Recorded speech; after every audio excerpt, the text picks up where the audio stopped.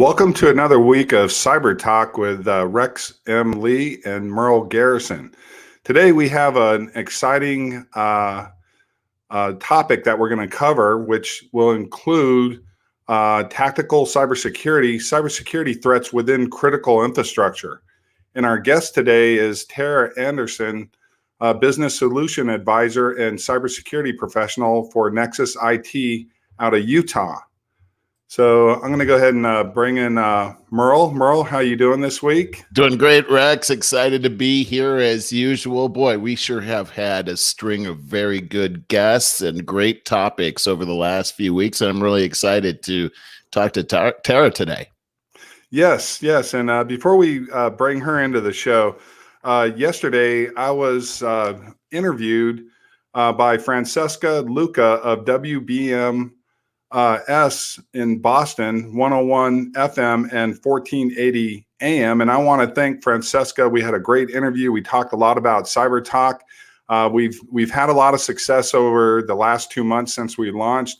We exceeded over 1 million views over multiple social media platforms. So that caught the attention of Francesca, who caught our last episode on digital genocide and wanted to talk to me about the need for an electronic Bill of Rights. And that went over really well. And I just wanted to, again, thank Francesca as well as Salem Media for having me on yesterday. Today, it's my daughter's birthday, Hannah. I think you've known Hannah a while, Merle. Yeah, all her life, actually. Yeah. When we were working together up there. And today's her 23rd birthday. So let's go ahead and bring in Tara. Tara, how are you doing? Hey, doing well.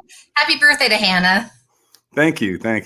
Yeah. So what's funny is my wife is Hispanic, and she was born in Cincinnati. And the doctor, after he delivered her, knew it was Cinco de Mayo, and he goes, "She's declaring her independence from her mother today." And I thought that was interesting coming from a doctor in Cincinnati, where Cinco de Mayo is more of a holiday that's associated in the Southwest. But I thought that was a great comment by him. That was awesome. Right. Absolutely. Most of us wait till we're like 13 years old to do that. Good for her. So go ahead. So if you could give us a little bit of your background. Sure. Yeah, absolutely. So just recently, I've been made actually the Director of Global Partnerships for Nexus IT. So a little bit of a job change since we talked last, Merle. Reason for the change is we're working alongside the World Trade Center Utah to help Utah companies launch into other global markets.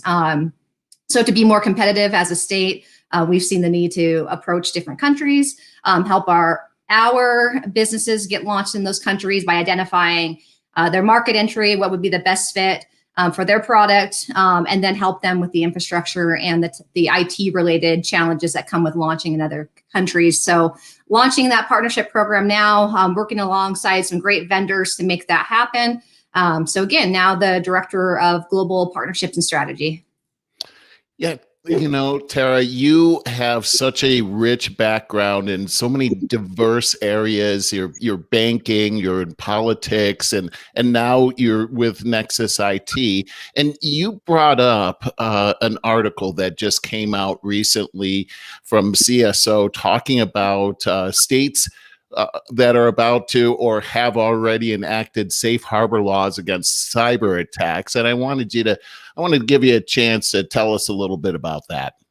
Sure, absolutely. That's actually something that we're really excited about here in Utah specifically, because we would be the second state behind Ohio to do so, which actually allows businesses and organizations to take more control of their cybersecurity posture and reduce their risk. And what I mean by that is, as you know, attacks have been massive. The federal government, CISA, FireEye, they've all been victims of these massive attacks. I know that we're going to talk about SolarWinds in a moment.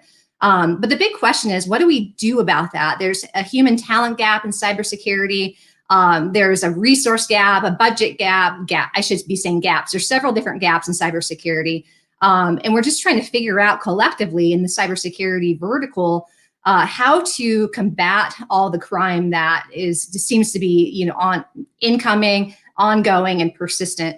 And I really like the Safe Harbor bill because of that, because it gives a framework for companies to follow that's very similar to NIST for the federal government, that allows them to take their cybersecurity and their security overall in their hands and start deploying some action. And this actually ends up protecting them should they be breached, should they find themselves in court, the federal and civil court. You know, if they're taking steps to secure data, if they're taking steps to secure their end consumers, to protect data, they could be held less liable or not liable at all if they are taking significant precautions in these areas. So I have a quick question about that, because as you know, I speak at a lot of trade shows centered on the defense industry and within critical infrastructure. And sometimes I'm a moderator on cybersecurity panels, and I've had NIST representatives from NIST on my cybersecurity panel. And for the audience out there, if you could explain a little bit about NIST, that would be good to educate people on that. But is NIST also working with the states on these criteria and regulations and so forth? Not that I know of, Rex. I think it's more of a similar framework that they can follow. Most of what I've seen, it's more similarities and not a direct collaboration between public and private sectors. But I do like where it's going. This is a pretty fresh bill, and it could develop into that. So far, it's just been in Ohio. I believe that was in 2018, and now here in the state of Utah, with many other states looking to propose the bill and move it forward. I see it as being very similar to CCPA as it was for California, that mandates privacy compliance, where each individual state has their own privacy guidelines that do represent, or like they mimic GDPR, but they all are a little bit different and a little bit nuanced by state. So right now there's 13 different states that have privacy compliance laws that I know of. That's always changing, of course. And then again, they're all very nuanced by state. And I believe that that's kind of shaping over in cybersecurity with Ohio and with Utah now. I see in these bills that the reference to the Center for Internet Security's critical security controls being referenced a lot in conjunction with the National Institute of Standards and Technology cyberspace framework. Interestingly, the two organizations, one is related to the Department of Commerce, but the other one is really a nonprofit, the Critical Security Controls. And when I looked through all of the information, the frameworks that they have, the 20 CIS controls, they seem to be very common sense ways of controlling. Didn't seem like a lot of rocket science, but a lot of great direction there. But I did see in there that there seemed to be some gray areas, some maybe not so much one size fits all, because we're talking about different businesses with different needs. So my question to you, Tara, is how do you see this working out, especially for the state of Utah that you're working in? Is this standard really a workable model for all businesses within the state? That's a fantastic question, Merle. And the answer to that is, I don't think so. And what I mean is, you're right. It really is not a one size fits all approach. It really is too challenging to do that. It's too all encompassing. But the main goals of it would be monthly audits and vulnerability assessments to see where they're weak, where they're strong, and then do the annual security assessments and looking for gaps in security protocol, looking for risks, for gaps, for vulnerabilities, and then putting the processes in place to help reduce and then remediate those vulnerabilities and risks. And so what I mean by that is, it's oversight, it's processes and procedures, it's making sure that employees are trained. It's as simple as having a handbook on it that's being followed internally. And so it does kind of go broad, meaning, it can be looked at in a few different ways by a few different industries, and it's not, it's right now a one size fits all, but truly it can't be. But again, I think the goal here is to enact steps and to help companies just go in any direction and to not be overwhelmed by cybersecurity. Because I think what we're facing right now is lack of resources. Some of these companies that are actually massively responsible for our infrastructure are under-resourced. They're understaffed and they're under-resourced. And so it's finding something that will help them individually and just start putting steps into place. And I do believe this will take shape. I do believe it will grow. It will become more customized by vertical, by industry. But right now, it really is as simple as follow these steps. When you find gaps, when you find vulnerabilities, do these things, have a cyber attorney on consult, get cyber insurance, know who to call in the event of a breach, and train your employees. And that's really where it's at right now. I want to talk about small companies for a second. And I've heard you speak a couple of times, Tara, about this and really small companies having the lack of a CISO or a chief information security officer. And when we take a look at states taking on the states providing a safe harbor to protect these companies from the liability aspect. Well, is this? I mean, how do you see that? How does that work out here from your point of view? Sure, absolutely. As you know, CISOs, chief information security officers, CIOs, can be tremendously expensive. They have like what I see as the hardest job in the world. I would never want the job of a CISO, but they are incredibly expensive, upwards to $300,000 a year in some states. In Utah, at the high end, $200,000 range to get a well-qualified CISO annually. So we look at fractional CISO work where we can take a single CISO and deploy them across multiple organizations, help them build an incident response plan, help them look at their data compliance structure, help them look at how they manage PCI, personally identifiable information, put those mandates in place. So we look at that first. And I think that's a great first step for companies that can't afford a full-time CISO, is to deploy them across multiple organizations and make that a little bit easier to digest. So with CISOs, I think that's a great step. And then giving them the handbook on what they can do internally to march forward. I think that we're going to need some federal assistance, and that's been talked about, quite a bit. I know CISA is involved in kind of bridging the gap between private and public sector. They're doing some good work there as far as taking a consultative approach. But really, there's a lot of work to be done, and a lot of that too is making the cybersecurity jobs more accessible, to put those skills in the hands of more people. So there's some work to do in making those jobs just, again, easier to qualify for, more accessible, make training more broad, and just lots and lots and lots of education. And I see that being my role at Nexus IT, is reaching those small to middle market companies, helping them address these issues and making it cost effective for them to do so. Well, one thing I wanted to add to this and just get your perspective on this. In certain vertical markets, some of these small to medium-sized businesses are in the supply chains for critical infrastructure like utilities and or defense contractors. And in the utility sector, there's NERC CIP standards, and CIP stands for Critical Infrastructure Protection Standards. Do you see any associations that you could or companies could partner with or reach out to, like NERC CIP? It'd be great. One thing that when I speak at a trade show, not only do we discuss cybersecurity at the endpoints, which we'll get to a little bit later on in the show today, but also I look at the supply chain cybersecurity, and that's where you find these small to medium-sized businesses, and there's vulnerability and threats within the supply chain. Oh, absolutely. Last time I was on IBM TV, we talked about the rover launched on Mars. Most of that project was accomplished by very small niche government subcontractors that don't have the resources, to deploy a CISO, to put really sophisticated endpoint protection on their systems. And so yes, I think it's hypercritical to pair with these organizations, to pair with Department of Agriculture, Department of Commerce, Department of Treasury. Many of these organizations, by the way, were compromised in the SolarWinds hack, and I know we're going to talk about that, or the SolarWinds breach, I should say.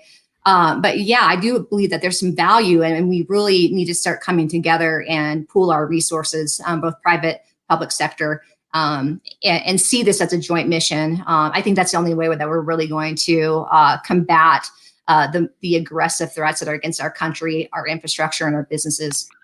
With that being said, Tara, one thing I want to point out is, it's Utah, it's Ohio. We're looking at a few other states that are looking to come along, and it looks like this could be a very popular thing. But if we take a look at states all doing possibly different things, it looks like our threat could be more of a nationwide threat. We're seeing a lot of nation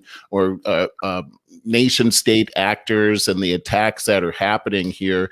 So I want to go ahead and just make a shift to that, and let's go ahead and talk about this major attack that we talked about, which is SolarWinds, and how that pertains to this. And we were talking about these smaller companies that have been attacked, but this actual attack was a major attack that cascaded down to all kinds of different companies, large, medium, and small, even our national government.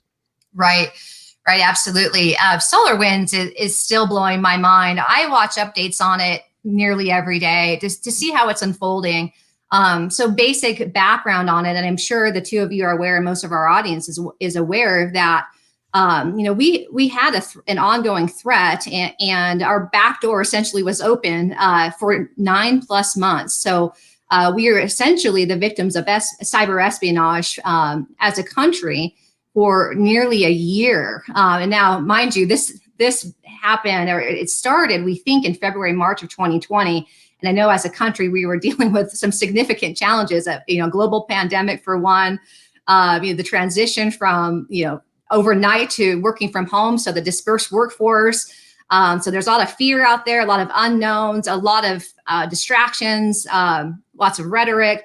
It was an election year in our country. If you remember in November, when we finally realized, due to the efforts of FireEye, and actually, I don't even want to say effort. So FireEye actually didn't predict the attack. They were a victim of the attack as well. And as you know, FireEye is a Utah company. They work in cybersecurity as well, and they're one of the best that I know of globally. And so they were actually a victim of this as well. But, in November, Chris Krebs, our director of CISA, was fired over Twitter by Trump. Not to be a political thing by any means, but I think our country was very distracted. Yes. And it allowed for this attack at scale to happen virtually unnoticed. And that's what I think is most disturbing about SolarWinds. SolarWinds also, everybody wants to attribute SolarWinds to an attack on our government. That was one entity of probably 35 or 40,000 entities, including corporations and other governments that were hit. And again, we talk about these back doors, and I'm going to bring up an example of some other back doors that we're seeing in apps associated with that are supporting smartphones, tablet PCs, and so forth. But one important thing are these back doors.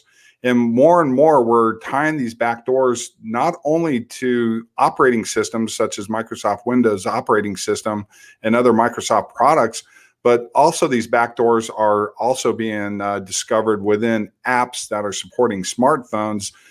So again, you look at the SolarWinds attack, and Daniela Knudset actually is writing more information or publishing more information on these back doors. And one of the back doors that was identified was Sunburst. And I don't know if you know much about that. I haven't had time to read up on that back door, but the back doors seem to be where all the vulnerability is today in cybersecurity, not in the networks, but what we're communicating on within these networks, and that's where these back doors are. Rex, can you maybe for the audience talk about what a backdoor actually is? Yeah, well, a backdoor is it's code that's written into either the operating system or an app, and then there are certain command codes. And I'm going to actually I have a photograph of code in a Samsung Galaxy Note phone that I'll show in a little bit that is tied to an interactive application permission command string that allows a company from China to surveil and data mine Samsung Galaxy users who are using Galaxy phones that are supported by the Android OS. And it's nothing nefarious. It wasn't put in there nefariously, but that seems to be where these backdoors are discovered, is in these development houses that are working on operating systems and apps and so forth that support these smartphones. And that's where these backdoors are usually discovered. In other words, this is an area of vulnerability for an application to be controlled by a third party? Yes, Gotcha. exactly. So a backdoor could be discovered, for instance, by an app developer, and then somebody working for that app developer, or somebody who actually develops apps and they're working with the operating system. They get software developer kits or SDKs, and then they understand the operating system, because the apps have to interface or integrate into the operating systems, such as the Android OS, Apple iOS, or Microsoft Windows 10 OS. And then that person who's working on that app could discover that backdoor, then leak that out on even on YouTube. And then these nation state hackers will find out what these backdoors are. And then they want to do nefarious things with this backdoor, rather than report the backdoor to Microsoft and say, hey, you guys have a backdoor here. Somebody is actually selling that. They realize there's value in that. So they'll take it to the dark web and they can get bids on it and sell it. Why give it to Microsoft and not get paid anything when that can be sold? I mean, hopefully that's not the value set of these app developers and operating system integrators. But, when something like that's found within a development house, you don't know who finds it and then who can exploit it for financial gain. And they don't care who they sell it to. Yeah, I think from the SolarWinds perspective, the thing that's mind-blowing to me, Tara, is this whole idea that their product is Orion, and that is a product that's meant to protect its network monitoring software. It's actually supposed to prevent crimes like this. And does this do damage to the industry in general? It seems like it would. Yes. Yes, it does. It's the equivalent to going to Home Depot, replacing all your locks, but then having a cyber criminal out there with the key. So it'd be like the cyber criminal stocking the shelves full of the lock and keys, and then allowing you to install them because you feel like you're protecting your home and your environment, and then having them have the direct access. That's the way that I look at it, because you're right. SolarWinds go ahead.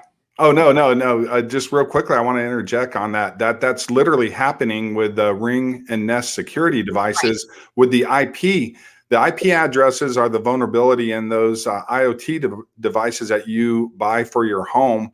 And that's the vulnerability. Once that's found out at that device, if you don't update your passwords on those devices, and you don't think the password's important with those devices, then you see how hackers can get into somebody's home. And we've seen that on TV.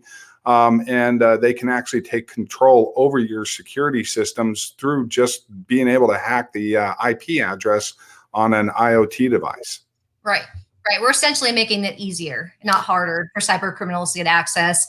And with Orion, specifically, it was to monitor network health. So even down to the temperature level of the nodes, how healthy, how weak they were. And that was the goal. And so when you see an update come from SolarWinds Orion, the end user naturally say the responsible thing for me to do is to click on the update to install it. And that's what we're doing because of fear. We want to be protected, and that's very alarming. Absolutely. I think I heard you mention, Tara, that this was a result of negligence by the provider. Can you talk more about that? Absolutely. And it is really hard to claim who's at fault here and who's negligent. But at the end of the day, that software, SolarWinds specifically, their core functionality is to protect networks and to provide safety and security to organizations, both private and public. And that didn't happen. And it was allowed to, the code that was launched was allowed to sit dormant for 9 months. I know Chris Krebs has taken responsibility for that from CISA. that's not why he was fired. It was more for kind of contesting Trump around the voter security, the integrity of the voting in the election. But he is taking responsibility for that because he didn't notice it, and that's why they were put in place. But really, many organizations were at fault. FireEye was involved from a cybersecurity perspective. Their employee ended up noticing it, from what I'm told, from MFA, so multi-factor authentication. They needed to reset their MFA, and that's how they discovered it. So by the way, I really promote MFA, but it wasn't because any of their processes were in place that detected it, that their threat response didn't go off. They were actually a victim of it themselves. Now, you brought up an acronym, MFA.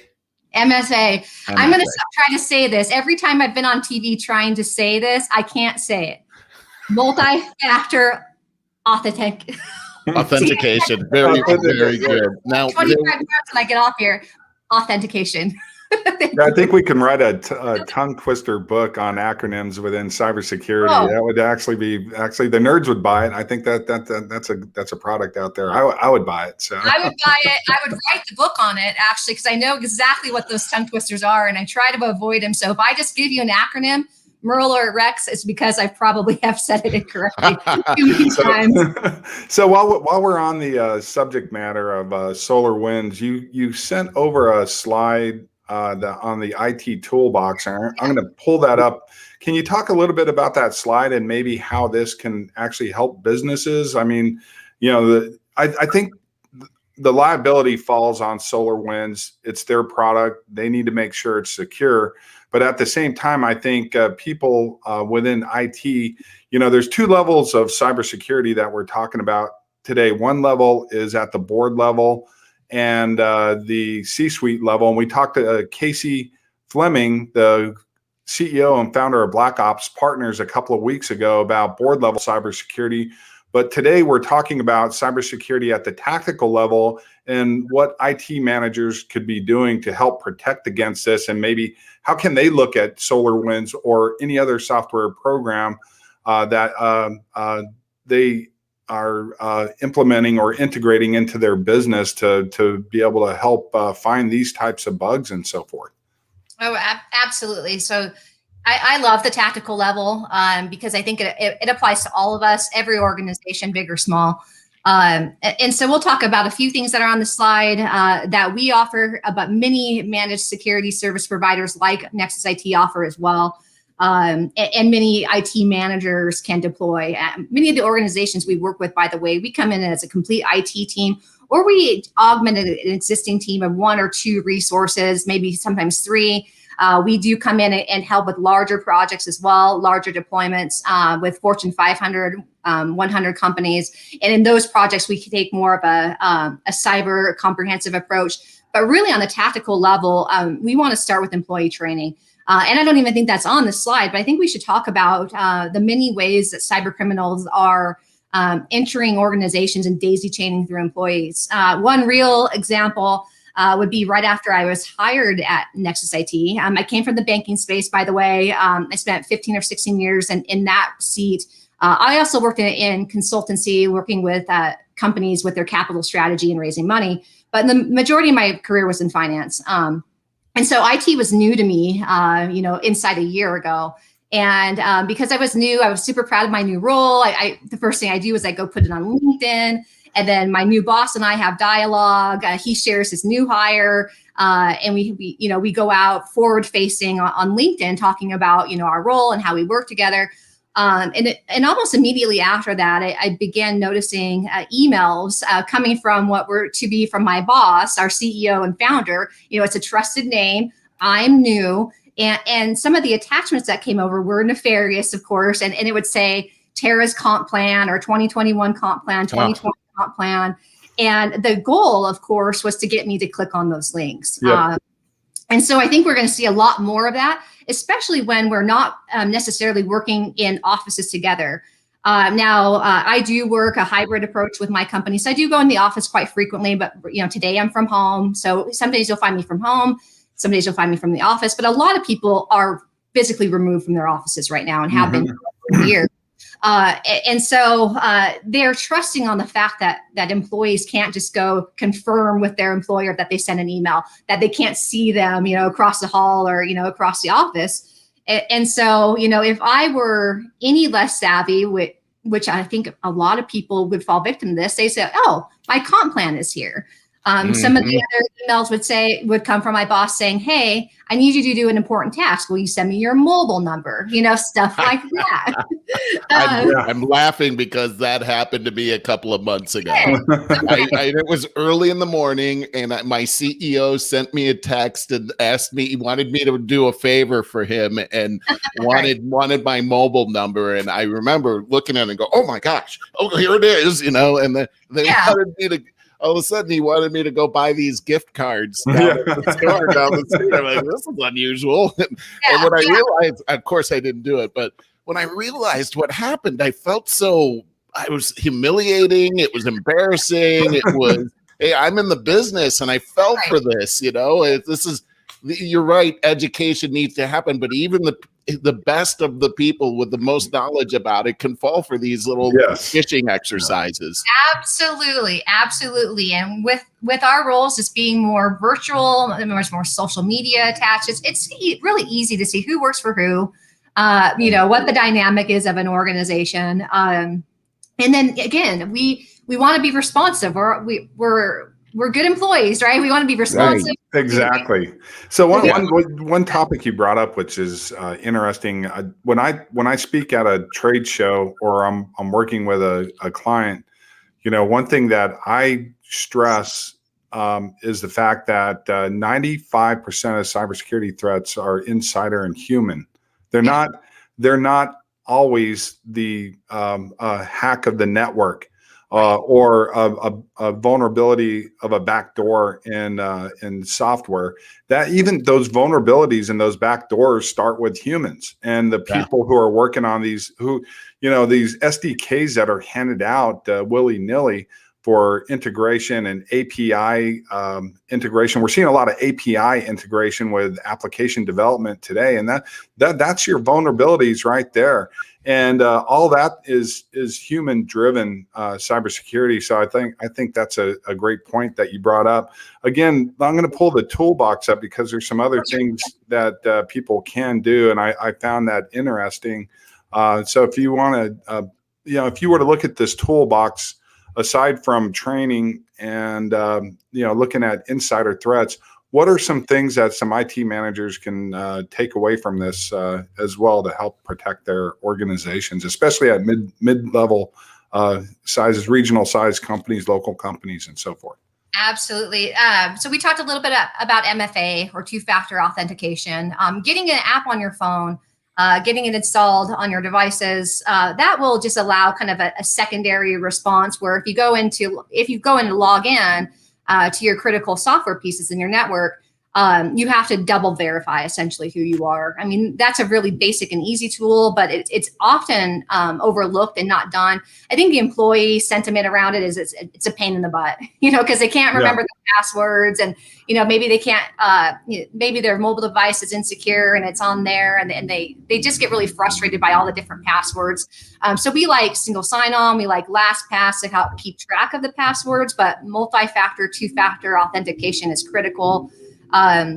We also, when it comes down to employee training beyond, the phishing schemes and the trust factor, doing passwords that you don't use, globally across your banking, across your social media. We like phrases, different things like that, not just, not pet names. We definitely discourage people from going on social media like Facebook and doing the surveys, like who was your first pet? What was your first job? Because those are typical security questions. Wow. So we do kind of coach against that, but multi-factor phrases, as far as passwords are concerned, changing those often, doing the endpoint protection. We talked about that, high-end endpoint protection. And I'm not talking about going to Best Buy and, installing some anti-ransomware. I mean, going through Sophos or eCentire, evoking some endpoint protection that also has some threat monitoring or threat response would be ideal, because your IT team goes to bed. And so small they go on vacation, they go to bed, they go to soccer games, they go to baseball games. So they're not always monitoring the network. I mean, we need to have secondary or, even more precautions beyond the human being. And maybe make the human being the the oversight to the programs, the oversight to the threat response, and making human decisions, but they can't be responsible for seeing all of it. It's just not possible. What's your thoughts on privileged access management? I love psychotic like PAM services on top of password protection and everything. I think that kind of gets overlooked as PAM security or privileged access management. Yes, privileged access management or PAM. I could actually say that, but we'll go back to simplicity. We like Protegrity's solution for that. I know there are a few out there. The way that I look at PAM or privileged access is like the hotel scenario, where you go to a hotel and you get a key, and your key gives you access to your room. It will give you access to, the windows, the doors, the TV, anything inside the room. So the safe, the valuables inside of it.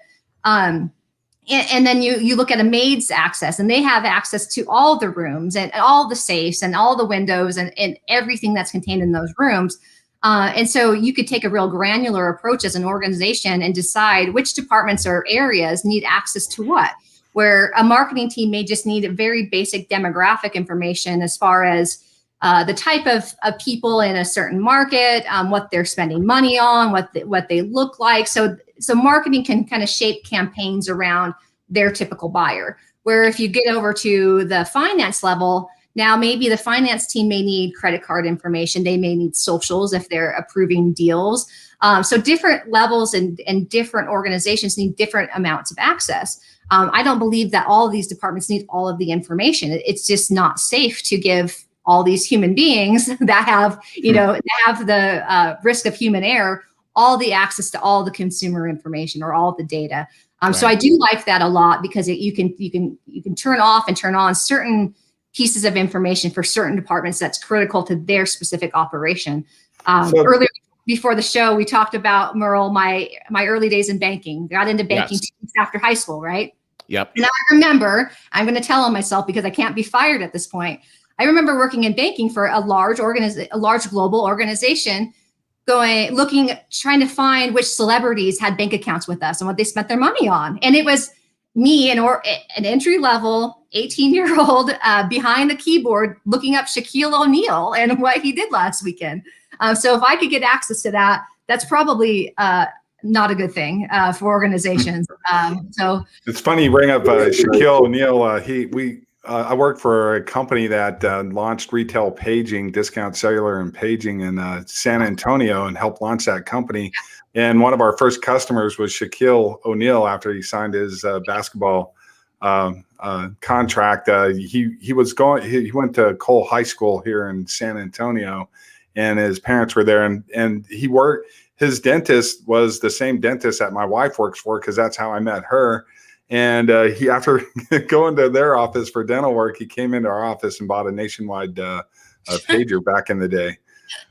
See, now Tara probably could have seen that at the bank. Yeah, exactly. She would have saw, hey, he uses a SkyTel Nationwide pager. Here's his phone number. You were already starting to learn how to hack at an early age. I think what's really good is we talked a little bit about SolarWinds, and I think this is a great lead-in for ransomware. And a discussion on ransomware. I wanted to just elaborate on just one last thing on the SolarWinds thing before we move over there, because I think one of the things that's overlooked, first off, I hadn't heard of SolarWinds until I heard you and Rex talking about it on the World Edition podcast last week. So this is a huge thing. I may have heard it in passing, but I just did not realize, to your point earlier, that there were a lot of things going on. But this is gigantic, and it's not just SolarWinds that was affected. There were 18,000 other companies that were affected. Tara, can you speak to how is it that one company is attacked and yet several other entities, including the Department of Defense, states, and NASA, CDC, the NSA, how can something like that happen? Right. The Office of the President itself, they were a victim of it as well. 9 government organizations that we know of, 100 plus private companies, all highly, highly compromised. But 18,000 and climbing have been potentially impacted, and they're still trying to size up the actual impact. But that's the last I've seen of it. Sorry, go Actually, ahead. I just want to interject. We talked to Casey Fleming, Black Ops CEO out of Washington, D.C., and he said the number is really over 30,000 businesses that were impacted. Right. I wondered. And I did see that number too. And I was unsure to cite it because I'd only seen it one time. And so I wasn't sure if I wanted to cite that. But originally, when we spoke on IBM TV, it was 18,000. I wouldn't be surprised if it's 30,000. If it climbs to 50, 100,000, we're still trying to figure that out right now. And when I say we, it's really not me or Nexus IT. It would be, the government that's investigating this potential crime from Russia is suspected right now. But it's massive and it's devastating. I mean, you mentioned quite a few government entities that are, and they're in control of critical security data, right? Critical infrastructure. And they were able to be impacted through the SolarWinds breach because that was a trusted source. SolarWinds Orion product was what those organizations, both private and public, utilized to protect and monitor the health and security of their networks. And so there was just a lot of trust of SolarWinds.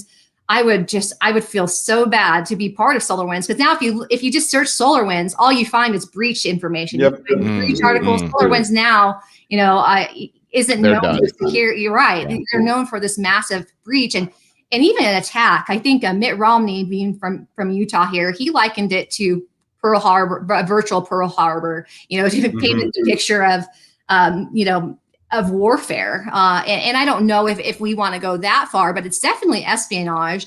It's a source of espionage. I mean, it's been going on since the Cold War or before. And it's getting more and more sophisticated. And if they can't, invict war on us physically, then this is, another way to do so. So that's, one thing that I wanted to talk about, and I think was a concern, it wasn't just networks that were hacked or company data. We're talking about IP. So if you look at corporations, what's the value there? Sure, they got into our government, and that's a threat in on itself. That is a national security threat. But also, you just think of all the IP that was lifted from the corporations, and then you get into IP within a medical institution or IP associated with a defense contractor and so forth. And that in on itself, that type of IP is also a national security threat, even though it's associated with a privately held company or a hospital. Absolutely. Or an educational institution, a college or so forth. Right. Absolutely. It just daisy chains from there, right? You start thinking about technology companies and the data that they house on their customers. And like you said, the intellectual property, competitive intelligence, down to, our most top private secrets, they're out there right now. And so I think we're all kind of waiting on our heels, trying to figure out what's next and what they actually have captured and how they will weaponize it against us. It's very scary. So we hear about attacks like SolarWinds and attacks on network, but also in the news, and equally could be a cybersecurity threat, is ransomware. And a lot of people really don't understand what ransomware is. For an individual, their bank accounts, unless they have over $250,000 in a bank account, they're going to be insured if somebody gets a hold of their PC or personal information and tries to lock it up or tries to bilk their bank accounts. But ransomware is huge. And there was an attack not too far. I live in the San Antonio, Austin area, and Del Rio, the city was literally sent back to the dark ages in terms of technology.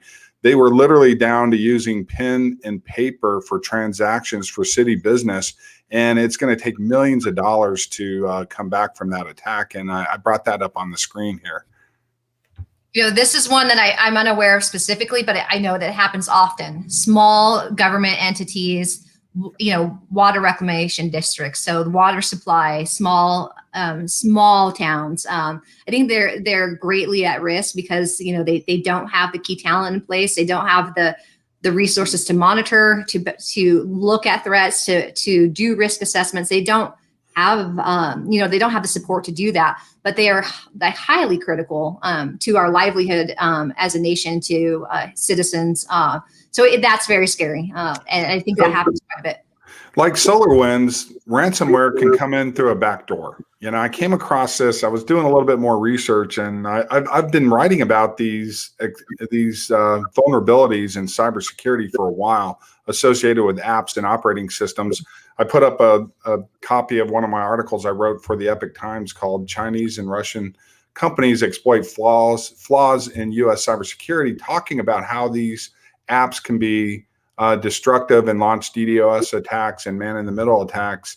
And I came across this one associated with Tencent and the WeChat app that was launching ransomware attacks in China. But WeChat's one of the most popular apps now. It overtook Facebook WhatsApp, and people don't realize that it's developed by a company out of China. And that, again, through another backdoor, probably an API, vulnerability with the WeChat app, where you can integrate it into other products and services, was found. And then they realized they can launch ransomware attacks with the app itself. Talking a little bit about ransomware, that leads us into endpoint cybersecurity, because now we're seeing these networks being compromised, not only by the operating systems that support technology, but now we're starting to see these vulnerabilities within apps as well. Everything that's installed on your phone. Luckily, most phone providers do have, some form of mobile endpoint protection. We offer mobile device monitoring as well. And so, it's granular level. It's the smart devices. I mean, they're essentially their computer, handheld computers. So they need to be protected in the same means that your laptop, your desktop are protected as well. And that's scary. I know many of us have children who love the TikTok app. WeChat is something that we utilize to communicate with our friends globally. There's a lot of trust in those brands, and unfortunately, we have to be taught to not trust anything, to not put sensitive information on our phones, on our devices at all. But then at the speed of business, with working remotely, displaced workforces, it's almost impossible to avoid as well. So you brought up TikTok, and I want to talk a little bit about this, but I want to go back to the fact that whether it's ransomware or SolarWinds, people are finding backdoors. And it's one thing to find a backdoor on somebody's smartphone and bilk somebody's bank account, but when you can find a backdoor into critical infrastructure through either the operating system or the apps, that becomes a national security threat, because then you can start turning off things like industrial control systems at a oil refinery, which I wrote about. I wrote an article for Mission Critical magazine over 2 years ago called "The Rise of Foreign Cybersecurity Threats," and I had identified some of these threats, and they're associated with some of these state-sponsored hacking groups. Google, for instance, removed over 300 Android apps that were launching DDoS attacks. So these are distributor attacks, where the app will go in and attack a network and hit it over and over until they crash a network, or man-in-the-middle attacks. Even Apple security, and Apple has the best security in the industry as far as I'm concerned, their MDM, or mobile device management tool, actually had a backdoor in it leaking corporate information to China. So again, we're seeing these attacks, and I wanted to go a little bit into that because it was very relevant with the black energy attacks on the grid in Ukraine, where they actually shut power down, and that was associated with a Russian state-sponsored group called Sandworm. Again, we have to say suspect, because we don't have hard evidence, but yeah, we know what country of origins. We're starting to figure that out, and then we can kind of figure this out and tie it to some of these groups. But they took this black energy malware that they used, actually started off as a DDoS malware, and then it morphed into black energy. Not only did they hit utilities, but they hit telecom, NATO, hit colleges and governments, including in the United States. So again, go a little bit into your, what y'all are consulting on, because again, I find this the most overlooked area in cybersecurity today is endpoint cybersecurity. And you talked a little bit about mobile device security and what people can do to secure their devices. Right, right, absolutely. So, what we're wanting to do is really mitigate risk for our clients. Again, it can be hard to do so because, I mean, as we demonstrated through SolarWinds and then even Hafnium that came in through on-premise Microsoft Exchange servers, it's really tough to do. And the most sophisticated and educated CISOs, high levels of government can't always detect these vulnerabilities. But when it comes down to endpoint protection, we always recommend monitoring. So beyond a human monitoring environment, an automated monitoring environment that alerts of things that shouldn't be there, anything unusual, lines of code that shouldn't be there. So not only are you looking to protect the endpoints, but you're also just, live monitoring and looking again for things that don't belong there, alerting a team of human beings, but then also some automated threat response and shutting things down immediately. And that you can get through several different vendors. Nexus IT consults the vendors based off of the company scale, what their needs are. But looking at email encryption, looking at filtering, and many of these companies have great products in regards to those ends as well. But it really is understanding the multiple different threat vectors that can approach a company and the products that could be put in place to be a solid defense against those. So I helped launch a app and software company called Houdini Soft, and we built a platform that would unlock and reprovision a smartphone on any network that the end user would want to put their smartphone on, rather than having to buy a new phone. They could port it to any network. Now, the street terms for this is jailbreaking and flashing, but we did it at an enterprise level and built decks and sold them to the telecom providers, but we'd never sold the end service to the end user. The end user would get the service through one of our telecom partners like Metro PCS, which had Metro Flash. That was Houdini Soft. So that's how I got into all this. Is I basically helped launch a legal hacking company called Houdini Soft, because that's what we did. We hacked smartphones. And what I found, I don't do this at home, children, but I reverse engineered a Samsung Galaxy Note smartphone, and I found this interactive application permission command string in the phone that was developed by Android through a partnership with P.O.D, a Chinese company, which enabled P.O.D to surveil and data mine the Samsung Galaxy Note user through an email app that was pre-installed on the phone that could not be uninstalled or turned off. So the end user was forced to be surveilled by a company from China through a partnership with Google. And this is what it looks like. And you were talking about this, looking at code and or looking at command strings. And this is an interactive application permission command string, which means that two or more companies can surveil the end user off of a single intrusive app. And this was Android permission P.O.D location services, and that was installed in the phone. But no business at any size. No one ever even saw this. Not even some of the largest Fortune 500 companies that I showed this to, or government agencies such as the NSA or the Department of Homeland Security, who brought me on as an advisor for the study on mobile device security, the DHS study on mobile device security that was published in 2017. I was an advisor with DHS on these type of vulnerabilities in telecommunications. But again, this goes back to endpoint cybersecurity. Your network can be secure, but we have to start looking at our endpoints, including connected products such as a smartphone, tablet, PC, or connected vehicles, and so forth. Absolutely. Have encryption protocols in place. That's highly critical as well. We work with some solutions too that will make the data essentially useless. If the data were to get in the incorrect or the wrong hands, they can scramble the data so it's unidentifiable to the criminal that took it. So there's solutions like that. Even Find My Device. So you lose a device, it'll help you locate it. Put some locking features on your device. Should it be stolen? If it should be lost?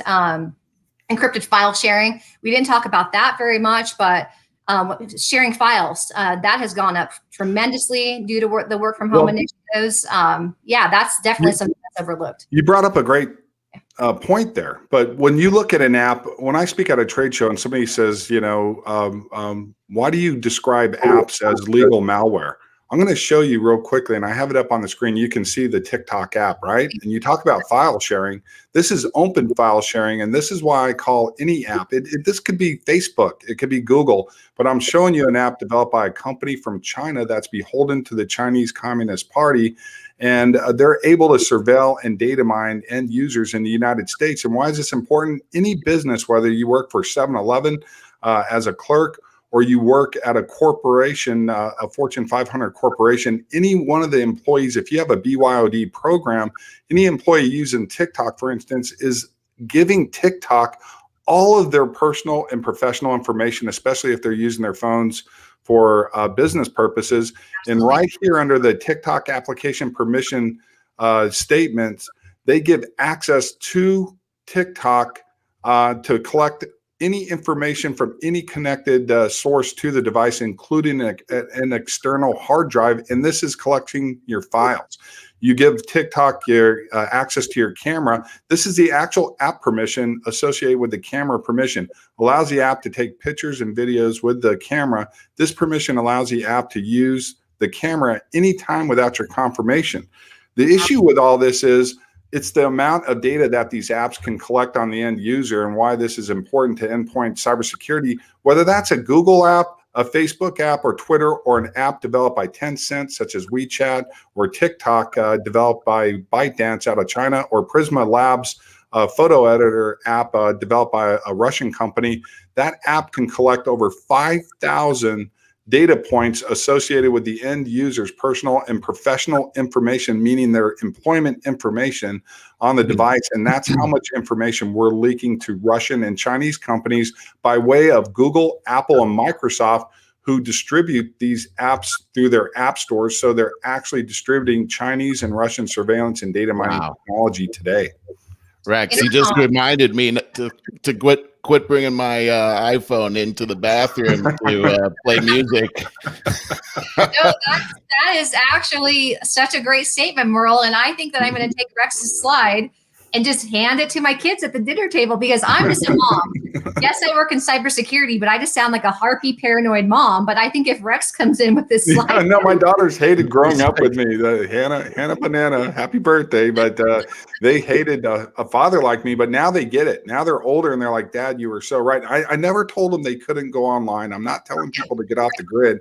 I'm telling people to become aware of these issues. And here at CyberTalk, what separates us from any other tech talk show is the fact that Merle and I work in the industry today. I work at a senior executive level as a consultant for app and platform developers. I work within fintech today, and one of my clients is Carnegie Technologies out of Austin, and we develop enterprise apps and platforms. So I'm working with the largest financial companies in the world, so I like to bring my cybersecurity experience and show these companies these vulnerabilities. But I'm not saying get off the grid. I'm just telling people that they need to become more educated on these vulnerabilities. Well, Rex, Rex and Tara, we've talked about a lot of things here today. We've got a little over a minute and a half here. Yep. You know, a lot of the stuff that we talked about today was pretty scary stuff, a little bit overwhelming. I mean, we're talking about ransomware. We're talking about solar winds. We're talking about the U.S. government, for God's sakes, being infiltrated through these hackers. But we did have some good news, and we started out with good news talking about these bills that are making it around the state, where, from what I could understand, Tara, it looked like if we were going to be able to implement something like this on a state-by-state or maybe nationwide basis, we could cut down on a lot of this stuff to really exponentially. Let's end on a good note here. What say you? The good note is it's in our hands. So a cyber breach doesn't have to be a business-ending event. We do want to mitigate it, and remediate quickly, but these business owners, these small companies won't be personally liable for the damages in court, which I think is really, really fantastic and good news, because it's scary right now. It's scary to be in business, and we want to protect the business owners, entrepreneurs, and smaller organizations. from a customer point of view too, this kind of thing adds a great measure of protection for any customers with their personal information as well. So this looks like a good all-around thing, Tara. Yeah, no, Absolutely. I just wanted to close on this too. Good news. We had a comment from Brandon Stewart on Facebook who said he's excited about seeing the show. And again, we look forward to being here every week. We want to give you guys some really inside information in the tech and telecom industry that you can't get anywhere else, but important information that you can apply. One of the solutions that I want to end on as well is learn how to configure your smartphone. If you buy a new smartphone, another tongue twister there. Good job. Talk about ending on a high note there. What a joke. But if you buy a smartphone, a tablet PC, or a PC that's pre-installed with apps, do not connect it to the internet or activate it on a telecommunications account. Configure it first, go through custom configuration. You can stop a lot of this data mining and surveillance that's going on. You won't cut it all out, but if you want to learn more, we have other shows that we have posted on our website. You can go to www.mysmartprivacy.com and access all of our shows there. We're moving from IBM TV.tv to Pod TV.tv as well. So our shows you can still find them at IBM.tv, IBMTV.tv, but we're going to be moving to PodTV.tv soon. So again, Tara, thank you for joining us today. Thank you, Merle. Thank you, Rex, for having me. It's been a pleasure. And thanks for the shout out, Brandon Stewart. Take care.